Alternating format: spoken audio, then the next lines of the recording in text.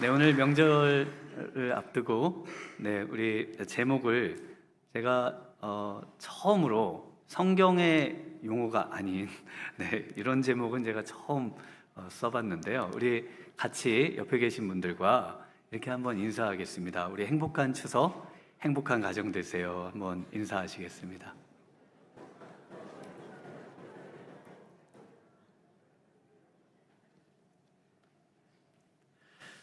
네, 한 기독교 고등학교에 한 여고생이 성당 선생님에게 상담을 신청하고, 그리고 이제 상담을 합니다. 그 상담의 내용은 도저히 아빠를 사랑할 수 없다는 겁니다. 해외 근무를 하시던 아빠는 한 20개월 정도에 한 번씩 집을 방문하고, 그리고 또 해외에서 근무를 하시곤 했는데, 이제 다시 서울로 오시면서 가족들과 함께 생활을 하시게 됐다는 겁니다. 그런데 아빠는요, 저녁 식사를 하고 나면은 항상 리모컨을 손에 쥐고 방에 들어가셔서 테레비를 보신다는 겁니다. 그리고는 주무실 때까지 그렇게 생활하시다가 주무시고 아침에는 또 출근을 하시고, 이런 삶이 계속 반복이 되는데, 엄마랑도 자기랑도 또 사춘기 남동생하고도 이야기를 하질 않고, 이 아이의 표현으로 하면은 식충이처럼 밥만 먹고, 그리고 방에 가서 텔레비전만 보신다. 이렇게 이야기를 하는 겁니다. 그런데 어느 날 텔레비전이 고장이 났습니다. 그래서 이 딸과 엄마는 너무 아빠가 고소해서 아싸를 외치고, 그러면서 이제 좀 변화가 있을까 했는데, 우리 선생님이 이렇게 대답을 합니다. 아빠가 텔레비전 사셨지? 더 좋은 거, 큰 거 사셨지? 그랬더니 그렇다는 거예요. 그리고 예전과 동일한 삶을 계속 사시더라는 겁니다. 어떻게 선생님이 이걸 아셨어요? 그리고 이제 묻자 선생님이 이렇게 대답을 합니다. 내가 가만 보니까 너네 집에서 아빠가 왕따인데, 식사하고 나서 방에 들어가서 텔레비전을 안 보면 아빠는 뭘 하실까? 그러면서 엄마도 아빠하고 얘기를 안 하고, 그리고 불만만 많은 너도 아빠하고 얘기를 안 하고, 사춘기인 동생도 아빠를 홀대하는데, 아빠가 텔레비전을 안 보면 뭘 하시겠느냐는 것이죠. 이렇게 말을 했습니다. 그러자 그 고등학생 여학생이 아빠가 우리를 안 사랑하는 것 같다는 겁니다. 그러자 선생님이 또 이렇게 대답을 합니다. 너가 매일 이렇게 학교에서 편안하게 생활하고 또 다닐 수 있고 또 이렇게 많은 것들을 누릴 수 있는 것은 전부 아빠 덕분이 아니겠니?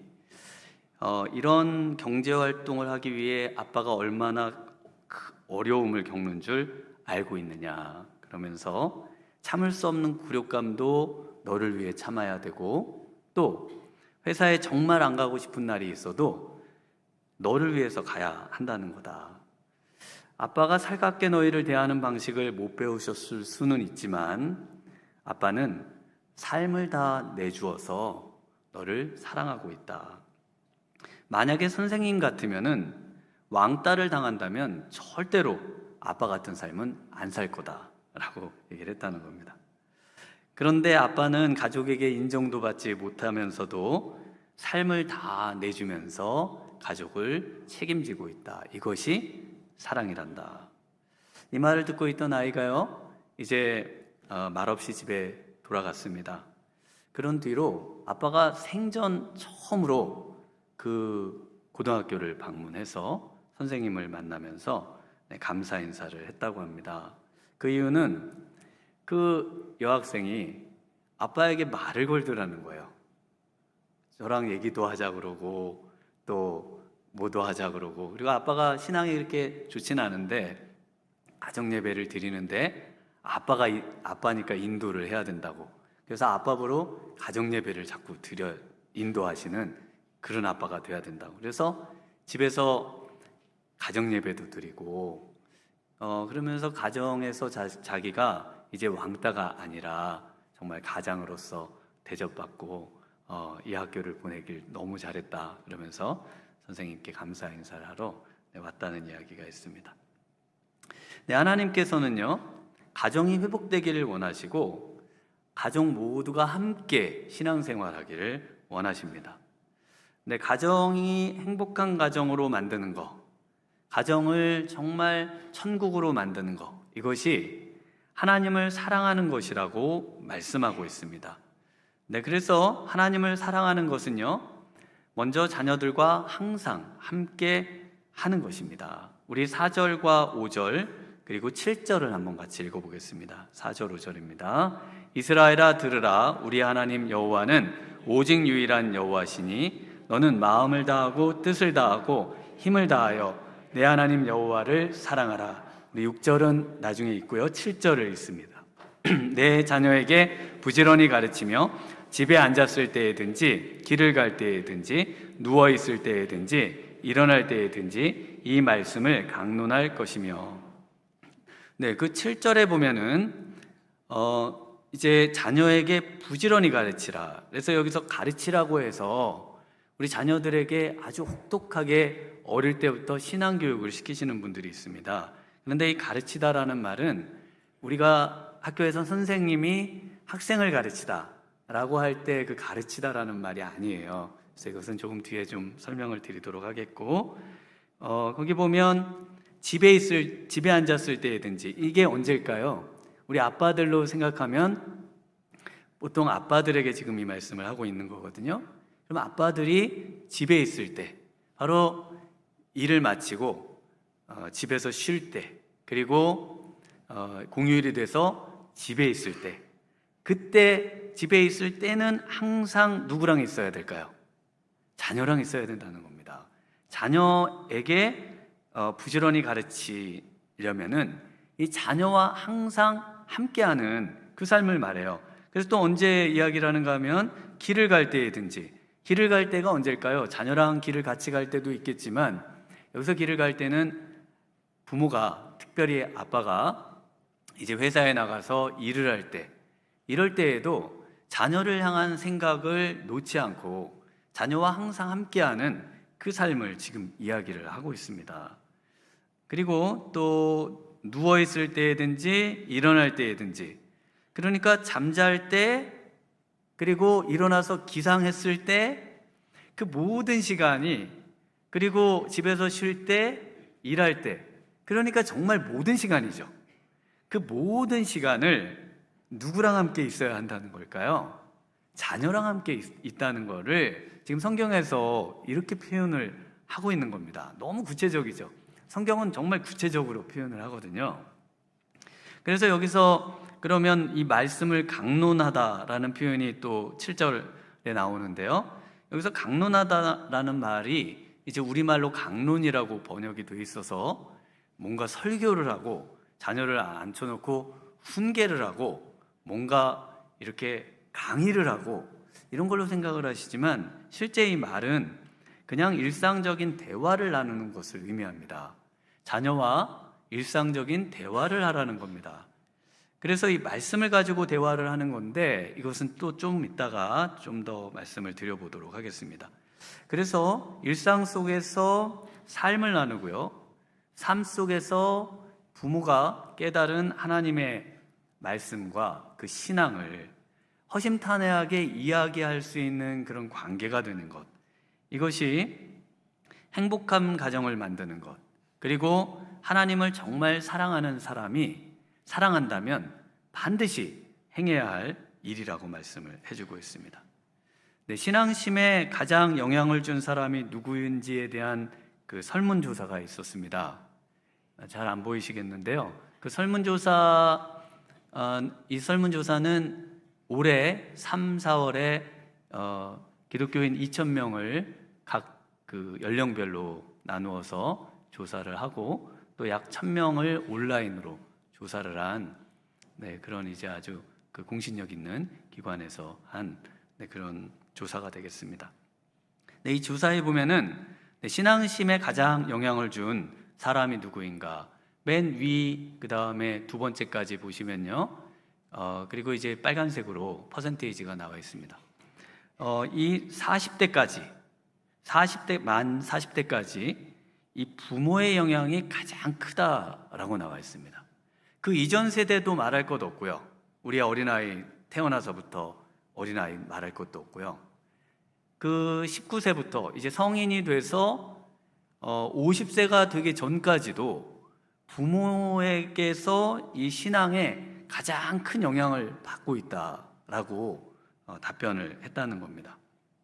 그리고 그 밑에 이제 50대부터 그 이상은요, 이제 목회자의 영향력이 그 이후에는 크게 작용한다라는 그런 설문조사입니다.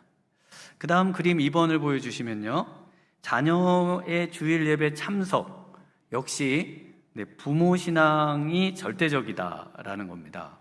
그래서 부모가 1단계 교회를 가끔 나오시는 분은 애들도 교회를 가끔 나오고, 부모가 교회를 매주 나오면 아이도 교회에 매주 나오는 그 부모와 아이의 신앙이 거의 다 유사하게 가고 있다라는 것을 보여주고 있습니다. 그림 3번은요, 부모 그 신앙 수준에 따라 그 자녀 신앙 교육에도 역시 큰 격차가 있다는 겁니다. 우리 부모님들에게 있어서 자녀의 인성 교육, 그 다음에 뭐 진로 교육 등등 이런 교육들을 더 신앙 교육보다 보통 중시하고, 그러나 신앙 교육에 있어서도 부모의 그 1단계, 2단계, 3단계, 4단계의 등급에 따라 자녀들을 신앙으로 양육하는 그 퍼센테이지가 교육이 크게 다르다는 것이죠. 네, 그래서 그림 4번은요, 자녀를 신앙으로 어떻게 교육할지 부모가 어느 정도 아는가. 네, 그래서 이 부모가 자녀를, 그럼 우리가 신앙으로 어떻게 교육해야 될까요? 자녀를. 그랬을 때 그것을 아는 부모의 퍼센테이지가 매년 감소하고, 지금 2021년에서 2023년인가요? 네, 그때도 지금 4% 정도 이렇게 감소해가는 모습을 볼 수가 있습니다. 그 이유는 부모가 신앙교육을 받아본 적이 별로 없다는 겁니다. 그래서 그림 5번에 보시면 구체적으로 이렇게 잘 몰라요. 어떻게 자녀를 양육해야 될지. 그런데 그림 5번에 자녀 신앙교육을 위해서 교육받은 경험이 24%밖에 되지 않습니다. 혹시 자녀를 어떻게 신앙교육해야 되는지 그 교육을 받아보신 기억이 언제 있으신가요? 자녀를 신앙교육할 수 있도록 그 교육에 대해서 크게 관심이 없고, 그것에 우리 교육을 받아보신 퍼센테이지가 그리 많지 않다는 것이죠. 그래서 그림 6번에 보시면요, 집에서 자녀 신앙교육을 하고 있는 부모는 4%밖에 되지를 않습니다. 집에서 자녀와 말씀을 나누고 가정 예배를 드린다든지, 또는 아침에 자녀를 위해 축복 기도를 하고, 또 자녀가 왔을 때 기도로 하루를 마감한다든지, 뭔가 신앙으로 자녀를 케어하려고 하는 부모가 전 기독교인 중에, 이 조사에 참여하신 분 중에 4%밖에 없다라는 아주 충격적이죠. 네. 그래서 항상 자녀와 함께 하면서요, 일상의 대화를 나누고, 그리고 자녀를 가르치라는 겁니다. 여기서 이제 가르치라는 말씀이 굉장히 어렵게 다가오실 수 있습니다. 부모가 자녀를 가르치다라고 할 때, 이 가르치다라는 말은 선생님이 학교에서 학생을 가르치는 게 아니에요. 이것은요, 이 단어는 지금 우리가 1년에 이제 추석을 이 시즌이면 맞이하지 않습니까? 그리고 또 이제 설이 또 오고요. 그러면 또 다시 봄이 찾아오고요. 그래서 이 사계절이 이렇게 순환을 하는 이 순환을 의미합니다.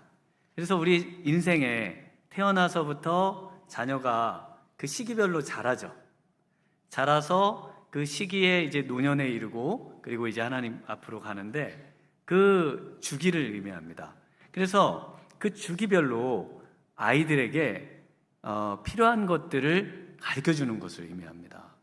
그러니까 어린 아이를 데려다 놓고 무슨 신학생이 되는 것처럼 막 아이를 무슨 히브리어를 막 가르치고요, 막 무슨 신학생을 만들듯이 그렇게 성경을 막 부모가 어려운 거를 아이들한테 막 가르치는 분들도 있어요. 근데 지금 성경에서 말하는 거는 그 아이의 연령대에 맞게끔, 그 아이의 필요에 맞게끔, 그 아이의 눈높이에서 부모가 그것을 잘 파악해서 그 아이에게 맞는 수준에서 그 신앙을 가르쳐서 그 아이가 점점 성장해 가면서 신앙도 같이 성장해 가는 그 그림을 그려주고 있습니다. 그래서 시편 1편 3절에 그는 시냇가에 심은 나무가 철을 따라 열매를 맺으며 그 잎사귀가 마르지 아니함 같으니 그가 하는 모든 일이 다 형통하리로다. 그래서 신앙으로 양육되는 자녀들이 철을 따라 그 아이의 나이에 맞는 열매를 맺어가면서, 그러면서 점점 성장해 가면서 이제 목표는 어디일까요? 그래서 이 지금 가르치다라는 말이 그 반복하다라고 하는 그 1년의 주기, 또 생애의 주기, 그 도돌이죠. 계속 돌아가는데, 그러면서 하나의 지향점을 향해 돌아갑니다.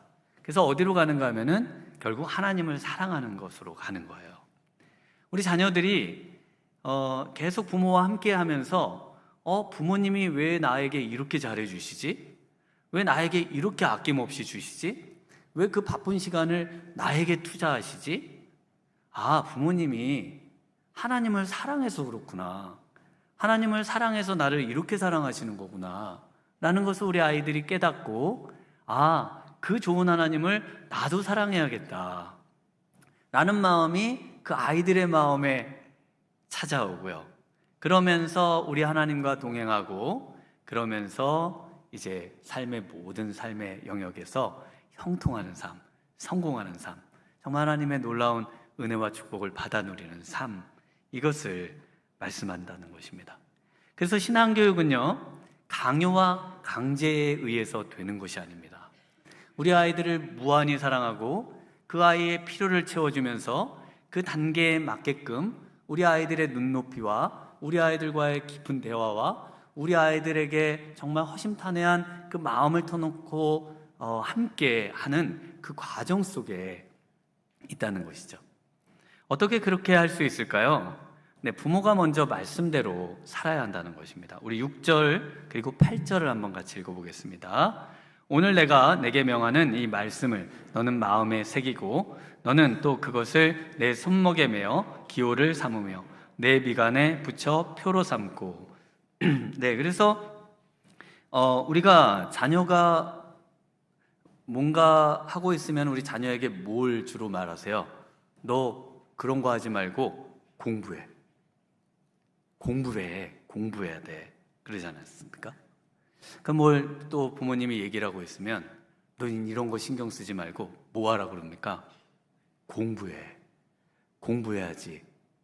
그래서 자녀가 왜 공부해야 될까? 고민하고 있으면 너 공부해야지 대학까지. 대학 가야지 취직해서 밥 먹고 살잖아. 공부해. 너 결혼 안 할 거야? 요즘 대학 나오면 결혼하기도 힘들어. 공부해. 전부. 그래서 학생들에게 너희 부모님 종교가 뭐니? 그러면 교회 다녀도 기독교라고 안 한대잖아요. 우리 어머니의 종교는 대학교입니다. 대학교를 믿으십니다. 대학만 가면 모든 게 다 된다, 이렇게 믿으시는 대학교를 믿으십니다. 하는 얘기가 전부 공부해요. 공부해. 왜 공부해야 되나? 대학 가야지.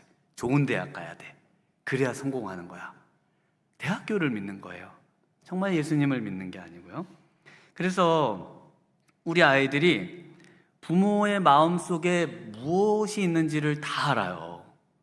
우리 아이들이 엄마 아빠가 뭐 하는지 다 보고 있습니다. 우리 아이들이 안 보는 것 같잖아요. 야, 너 빨리 저녁에 빨리 자. 그리고 엄마 아빠가 뭘 하는지 우리 아이들이 알까요, 모를까요?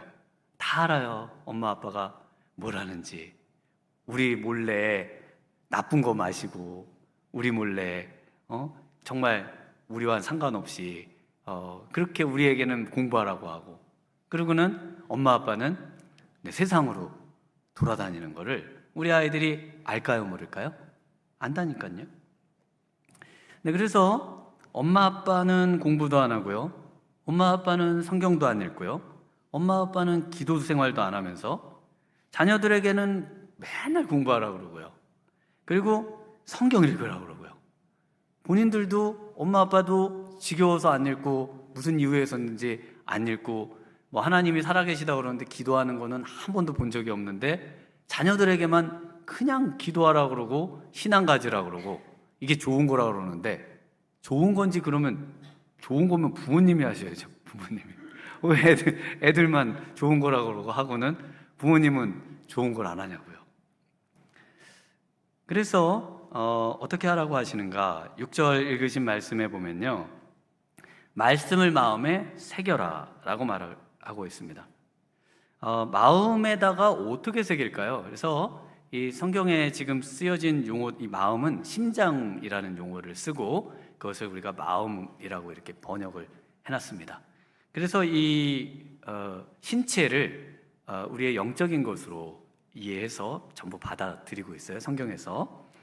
그래서 이 마음이 뭡니까? 마음은 생각, 욕구, 감정, 목적, 동기, 우리 삶의 모든 것의 중심이 바로 마음입니다.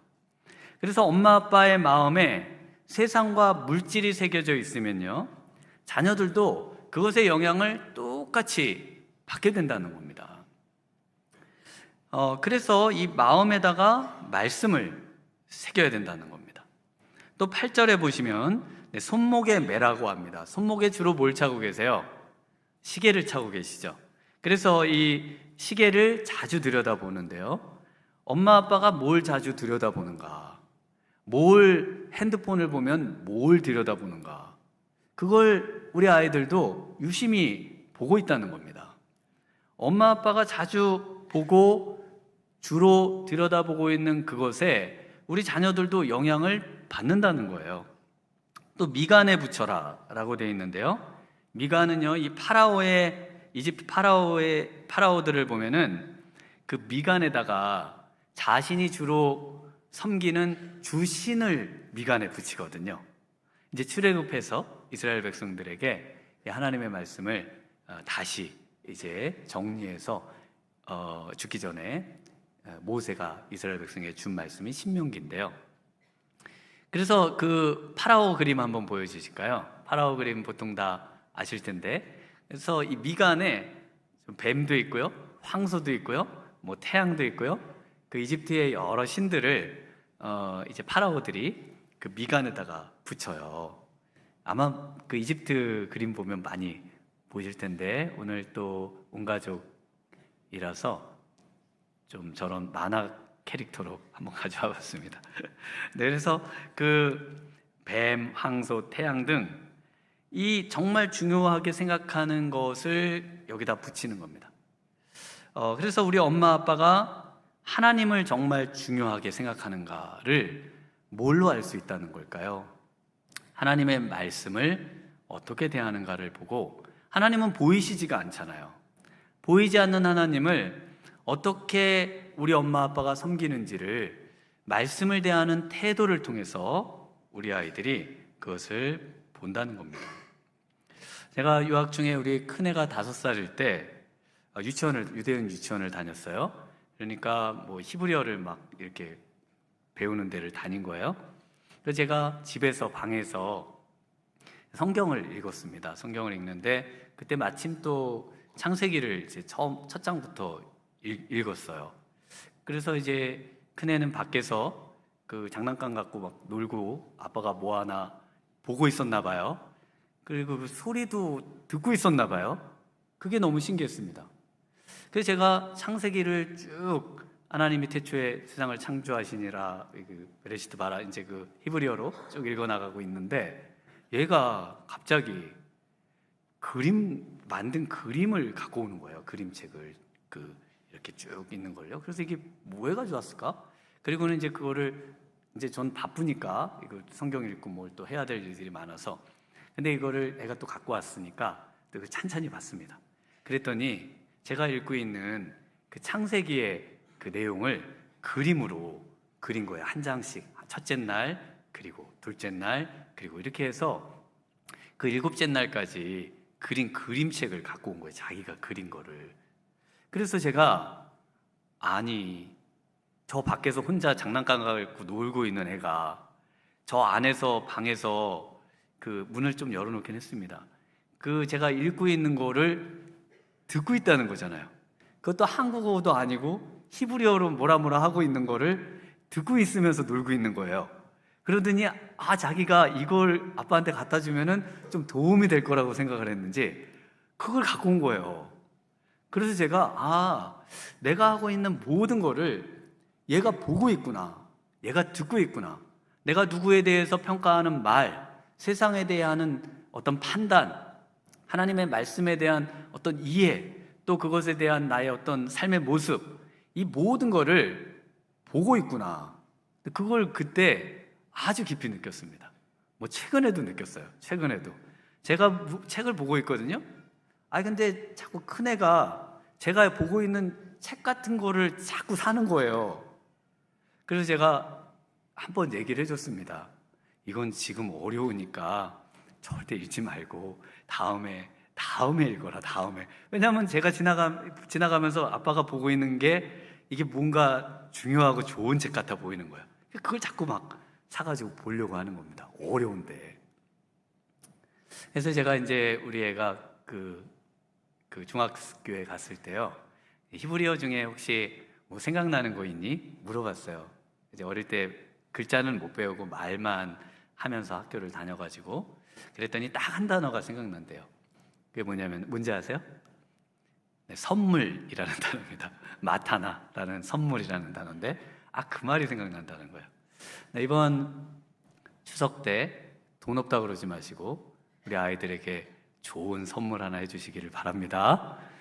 네, 우리 학생들 아멘. 네, 아멘입니다. 네, 우리 자녀들을 가르칠 말씀, 또 신앙으로 우리 준비하시는 정말 하나님을 사랑하는 우리 부모님들 되시길 주님의 이름으로 축원합니다. 네, 여기 하나가 더 추가되는데요, 우리 9절을 한번 같이 읽어보겠습니다. 또 내 집 문설주와 바깥문에 기록할지니라.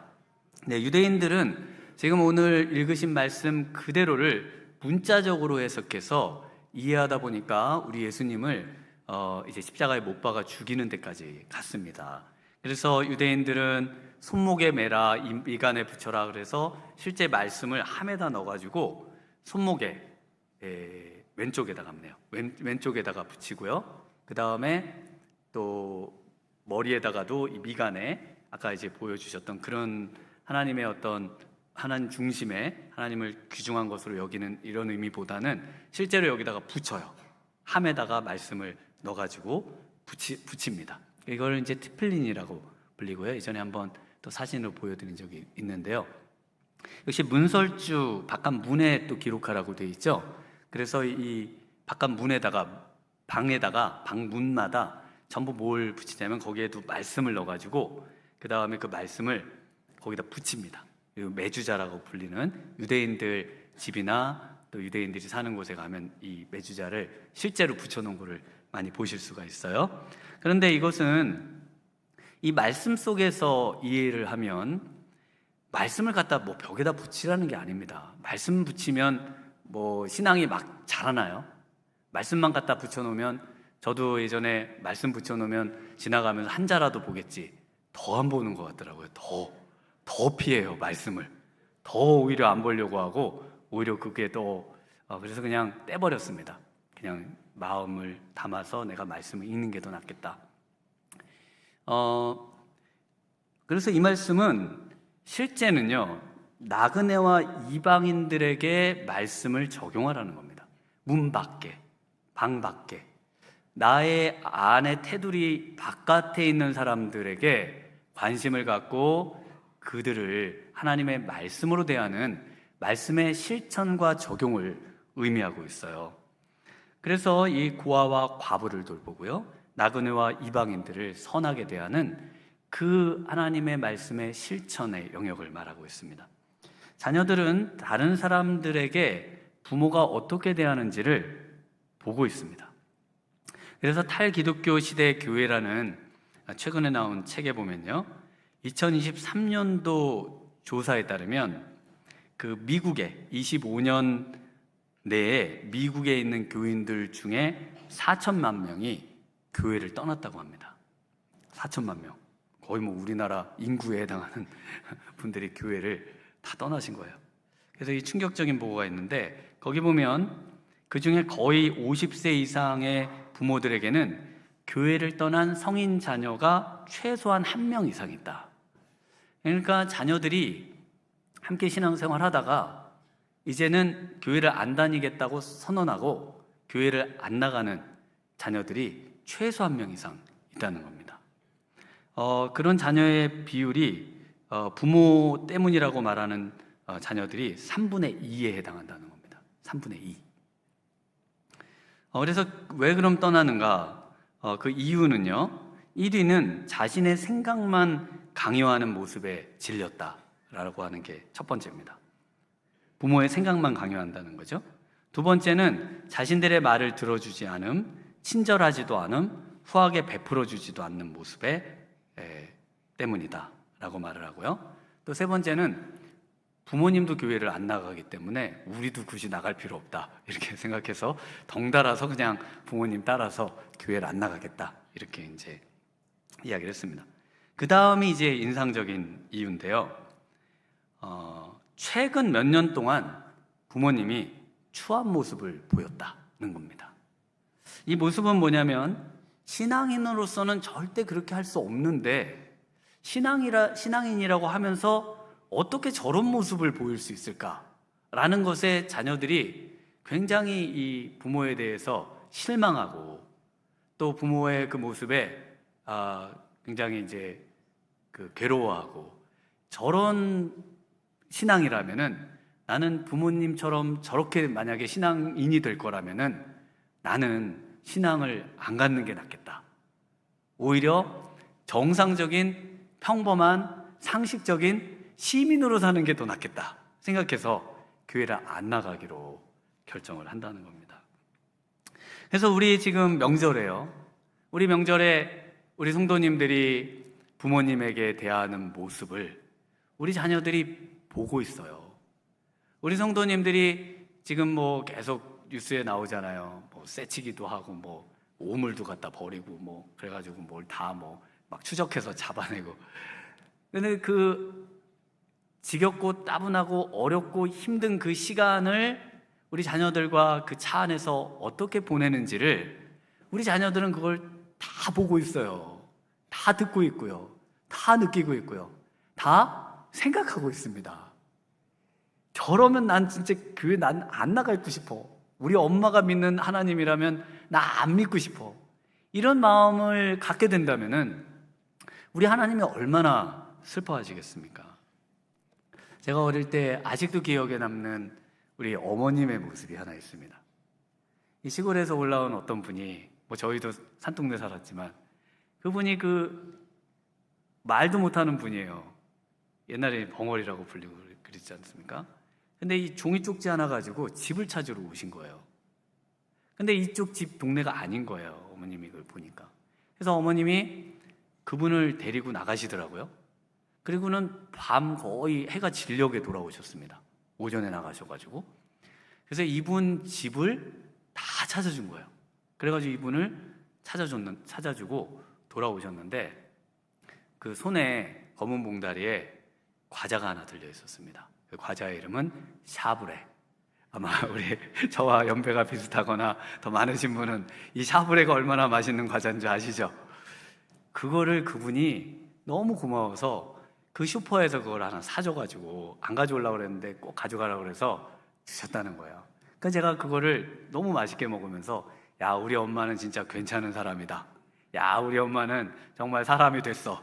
네, 정말 법 없이도 살 수 있는 분이야. 이런 마음을 그 어린 나이에 가졌습니다. 저는 그래서 저희 어머니, 저희 아버지 존경합니다.